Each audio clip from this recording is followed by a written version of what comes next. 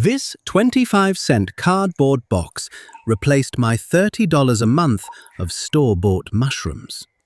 And the method isn't mine. It came from a USDA-funded farmer in New York named Renee Jacobson, who proved you can grow nearly half a kilo of fresh oyster mushrooms from a single bag of coffee shop trash. Today, I'll show you the exact same method scaled to your kitchen counter. And before we start, this is real footage, not AI.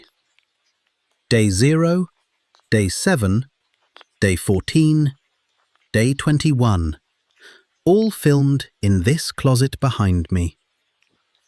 I share a new gardening secret every week, so hit subscribe. Now let me show you how to turn yesterday's coffee grounds into tomorrow's dinner. Every time you slice off the woody base of a store-bought mushroom and toss it in the trash, you're throwing away 30% of what you paid for, and 95% of the actual living organism. Here's how the next few minutes will go. First, why 30% of every mushroom you buy is alive. Then, the simple biology of why cardboard and coffee grounds work, and why printed boxes are bad for you. Then, the 7-step protocol, 21 days plus the species table, 3 coffee-free alternatives, and the one mistake that ruins most beginners' first batch. If you're in a hurry, skip ahead to the protocol section. Think about this. Every time you buy a $4 pack of mushrooms, you're tossing 30% of your money straight into the trash when you cut off the base.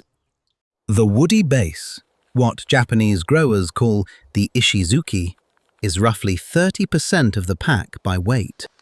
So a typical mushroom-eating family can throw about $30 a month into the trash this way, just from one habit. By comparison, regrowing nearly half a kilo of oyster mushrooms at home costs about 25 cents, once you count cardboard, electricity to boil water, and 30 minutes of labor. That's the 18-to-1 ratio I want you to remember. Now here's the part nobody tells you. The mushroom you eat, the cap and the stem, that's not the organism. That's the fruit. The actual mushroom, the part that lives for years, is a vast underground network called mycelium. 95% of the organism. And when you cut off the bottom inch and toss it, that little stub still has living mycelium in it, sleeping but alive for days, sometimes weeks, if you keep it cool and damp. My grandmother grew oyster mushrooms on a stack of newspaper and coffee grounds in a wooden crate on her back porch, long before anyone called it mycology. She called it feeding the dirt that feeds you. Mushrooms for soup every fall, and the spent crate went straight onto her tomato bed. 50 years later, science is just catching up. But here's what she never explained, and what most online tutorials get wrong. Why cardboard? Why not sawdust? Why not straw? Why not newspaper? The answer is going to surprise you. Plain brown corrugated cardboard is almost pure cellulose. To an oyster mushroom, that's basically a stack of pancakes waiting to be eaten. They secrete 3 enzymes, cellulase, lacase, and manganese peroxidase, that break the cardboard down into simple sugars. And the fluted middle layer of corrugated traps air pockets, which mycelium needs to breathe. Let me stop right here and be very clear. Plain, brown, corrugated. not printed. Not glossy, not coloured, not recycled with mystery inks. The European Food Safety Authority, EFSA, and the FDA both warn that printed and recycled cardboard contains compounds that you simply do not want in your food supply. Mineral oil hydrocarbons from inks and photoinitiators from UV-cured printing. Mycelium is a sponge. It absorbs those compounds straight into the mushroom. So, plain, brown, corrugated, only. Cardboard alone has way too much carbon, a carbon-to-nitrogen ratio around 200 to 1. Mycelium needs nitrogen to build cell walls. Spent coffee grounds bring that ratio down to about 15 to 1, over 10% crude protein by dry weight. Coffee doesn't speed up colonization much, that's still 10 to 18 days either way, but it dramatically increases yield. And here's a fun fact, Pleurotus actually metabolizes the leftover caffeine. The mushroom literally eats the buzz. Quick question for you. Are you team coffee grounds or team sawdust? Drop a comment below. I read all of them. And to close the cardboard question, oyster, shimeji, enoki, king trumpet, those are saprophytic, decomposers. They eat dead matter. That's why cardboard works. But truffle, porcini, matsutake, those are mycorrhizal. They literally need living tree roots to survive. They trade phosphorus and water for sugar. You will never grow a truffle in a cardboard box. Don't try. Okay, biology done. Here's the 7-step protocol. 21 days from kitchen scrap to harvest. And I'm going to flag the one mistake that ruins most beginner batches when we get to it, based on what we've seen in community reports. It's not what you think. Step 1. Pasteurize.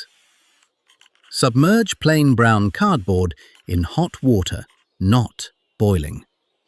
140 to 160 Fahrenheit, that's 60 to 71 Celsius, for 1 to 2 hours. Boiling water sterilizes too well. It kills the helpful bacteria too, leaving the substrate wide open to reinfection. Pasteurization at 60 Celsius gives mycelium the competitive edge. Step 2. Hydrate to wrung sponge. Cool the cardboard, then squeeze. The test is simple. When you squeeze hard, water should not drip out. Your hand stays damp. That's about 65% moisture.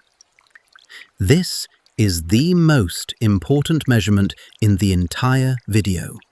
Remember it. Step 3. Lasagna layer.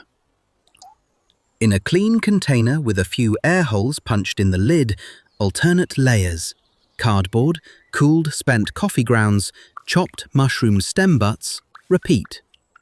Pack loosely. Mycelium needs to breathe. Step 4. Incubate.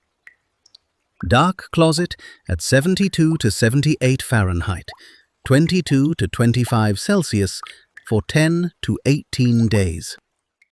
By day 14, the whole block looks like fluffy white snow. Step 5. Cold shock. Move the container to your refrigerator at 4 Celsius for 12 to 24 hours. This tricks the mycelium into thinking winter is coming, and it rushes to fruit before it dies. Step 6. Fruit. Move it back out, indirect light, 85 to 95% humidity, mist daily. Pins appear 2 to 5 days later. Step 7. Harvest. Twist and pull when the cap is broad, but the edges still curl downward. If the cap goes flat or wavy, you waited too long. The mushroom will drop a lot of spores, and you don't want to inhale those. I'll get to that in Safety Gate 5. Quick reference. These 4 work great. Oyster, shimeji, enoki, king trumpet. These 3 never work. Matsutake, porcini, truffle. Shiitake is borderline. Technically saprophytic, but it needs dense hardwood lignin, so cardboard gives terrible yields. White button and cremini? Forget it. They need composted manure with bacterial pre-digestion. Don't drink coffee? You have 3 options. Rice bran, kome-nuka, the gold standard in commercial mushroom farming, 5 to 25% of substrate weight. Spent barley tea, mugicha grounds, 10 to 25%. Or rolled oatmeal, 2 to 5%. And oatmeal actually boosts lovastatin production in oyster mushrooms per a 2024 ACS Food Science paper. And here's Renee's pro tip from the SARE study. 2 tablespoons of baking soda per 15-litre bucket buffers the pH and crushes trichoderma green mold from day 1. Quick second question. If you don't drink coffee, what's in your kitchen? Rice bran, oatmeal, barley tea? Tell me what you'll try below. Safety gates. Some of these are non-negotiable. Gate 1. Moisture at or below 65%. Above 74%, trichoderma green mold incidence jumps to 75%. That's from peer-reviewed research by CB. Gate 2. Plain brown corrugated only. We already covered why. Gate 3. Green mold means throw the whole block out. I know other videos tell you to scoop it out. The peer-reviewed data says no. By the time you see green spores on the surface, a lot of invisible spores have already spread through the container. Bag it, take it outside. Done. Don't try surgery, and please, don't eat it. Gate 4. The myth I want to bury. Saprophytic mushrooms grown on clean cellulose cannot spontaneously turn poisonous. Toxins, like amatoxin in the death cap, are gene-encoded. Your oyster mushroom has none of those genes. It can only become unsafe if the substrate is contaminated. Heavy metals, pesticides, bacterial blotch. Not from the cardboard itself. Gate 5. When oyster caps go flat, they release a lot of spores. Long-term inhalation of heavy spore loads may contribute to respiratory irritation for some people. What NIOSH studied in commercial mushroom workers. Mitigation. Just harvest before the cap fully flattens and ventilate the room while you do it. Gate 6. Pets and kids. Growing oyster mushrooms is safe, but raw mycelium is not a pet snack. Keep the cardboard block out of reach of dogs and cats. And if your grandkids are helping you set this up, just have them wash their hands afterwards. Common sense, but worth saying. And here's the mistake I promised. Number 1 beginner failure? Overhydration. Not mold, not wrong species, not bad luck. People squeeze the cardboard, but not hard enough. Water pools at the bottom of the container. That bottom layer goes anaerobic, no oxygen, and the mycelium drowns. Trichoderma, which loves wet, acidic conditions, moves in. Wrung sponge test. Squeeze hard. No drip. In our experience, that one rule alone can often save your first batch. Quick recap. Why? 30% of every mushroom you buy is alive when you throw it away. What? Oyster mushrooms eat cellulose, like cardboard, supplemented with nitrogen, like coffee grounds. How? 7 steps, 21 days. Wrung sponge moisture, plain brown corrugated. Green mold means throw it out.